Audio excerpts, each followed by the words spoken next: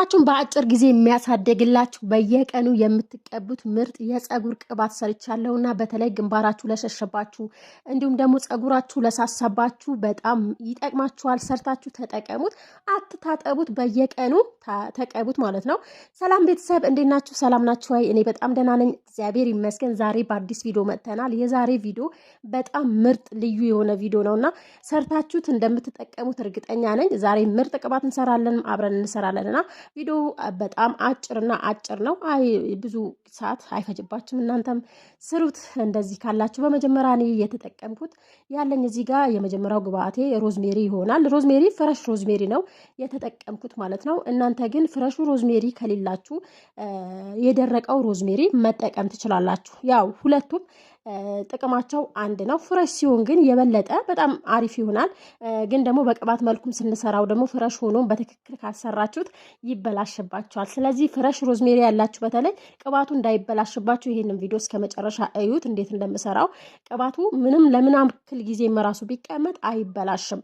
በመጀመሪያ ሮዝሜሪውን አጥቤዋለሁ። ካጠብኩ በኋላ በደንብ በሶፍት እንትን ብየዋለሁ፣ አድርቄዋለሁ። መድረቅ አለበት፣ ውሃውን መድረቅ አለበት። ምክንያቱም ያው ካልደረቀ ደግሞ በኋላ ስንሰራው እንትን እንዳይለን ማለት ነው፣ ብዙ ሰዓት እንዳይፈጅብን። ከዛ በኋላ እንደነገርኳችሁ ነው።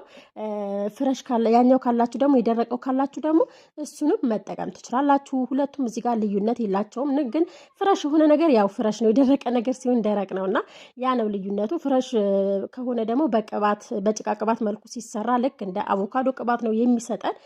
በቀጣይ ሰራላችኋለሁ። እርግጥ እውነት ለመናገር ይህንን ቪዲዮ ልሰራው የነበረው ለጭቃ ቅባት ነበር ያሰብኩት፣ ግን ደግሞ ቅባት አልቆብኝ ስለነበር ለምን አልሰራውም ብዬ ነው የሰራሁት ማለት ነው። ከዛ እዚህ ጋር እንጨቱን እናላቅቀዋለን እና አንዳንዶቹ በጣም ደርቆብኝ ነበር ፍሪጅ ስለረሳሁት፣ ያው ረስቼውም ስለሆነ ብዙ ጊዜ ሰራለውና ረሳለውና ከልጆች ጋር ስላልተመቸኝ ነው።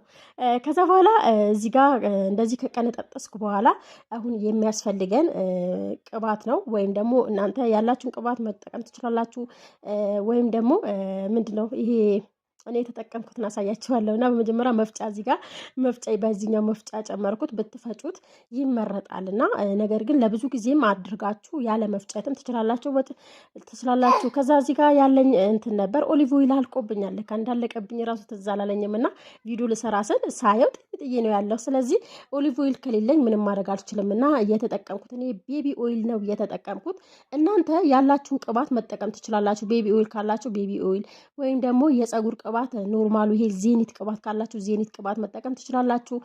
ኦሊቭ ኦይል ቢኖራችሁ ግን በጣም አሪፍ ነው። እንዲሁም ደግሞ ቤቢ ኦይል ያላችሁን ቅባት መጠቀም ትችላላችሁ። ምንም ችግር የለውም።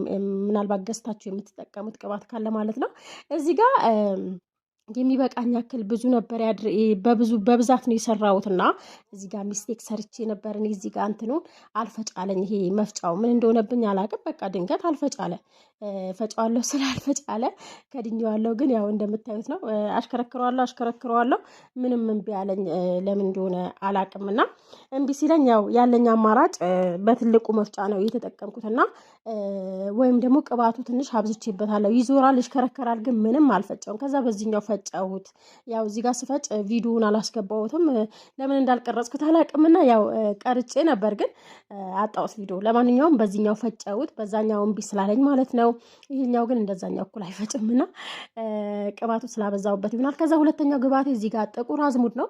ጥቁር አዝሙድ ለፀጉራችሁ ከለር እንዲሁም ደግሞ ያማረና ውብ የሆነ ከለር እንዲሰጣችሁ ይረዳችኋልና ሮዝሜሪ በጣም ብዙ ጥቅሞች አሉት። የሮዝሜሪ ቅባት ውድ የሆነ ቅባት ነውና በገበያ ራሱ የሚሸጠው ለፀጉር እድገት፣ ከግንባር ለሸሸባችሁ፣ ፀጉራችሁ ለሳሳባችሁ በየቀኑ ፀጉራችሁ ስትቀቡት በእርግጠኝነት በአንድ ወር ውስጥ ራሱ ያላነሰ ምርጥ ሪዛልት ታገኙበታላችሁና ሰርታችሁ ተጠቀሙ፣ ሰርታችሁ ተቀቡ። ከዛ በኋላ እዚህ ጋር እንትን ያደረኩት እስቲም አድርጌዋለሁና ያው ቪዲዮውን በተቻለኝ አቅም እንዳይረዝምባችሁ አፈጣጥኛው ነው እስቲም አድርጌ ቢያንስ ለ3 ቀን 4 ቀን 5 ቀን ይሆናል። ለ5 ቀን አስቀምጬዋለሁ። ከ5 ቀን በኋላ ነው እዚህ ጋር እያጠለልኩት ያለሁት። እስቲም ያደረኩት ደግሞ ውሃውን በተለይ ውሃውን የፍረሽ ሲሆንባችሁ ውሃው እስከሚሄድ ድረስ እስቲም ማድረግ አለባችሁ። ምክንያቱም ግዴታ ውሃውን ካልሄደ ቅባቱ ይበላሽባችኋልና እስቲም ማድረጋችሁ በደንብ እስቲም ማድረጋችሁን እንዳትረሱ። ቢያንስ ለ30 ደቂቃ ለ45 ደቂቃ ማለት ነው። እዚህ ጋር ስታጠሉት ምንም ውሃ ስለማይወጣበት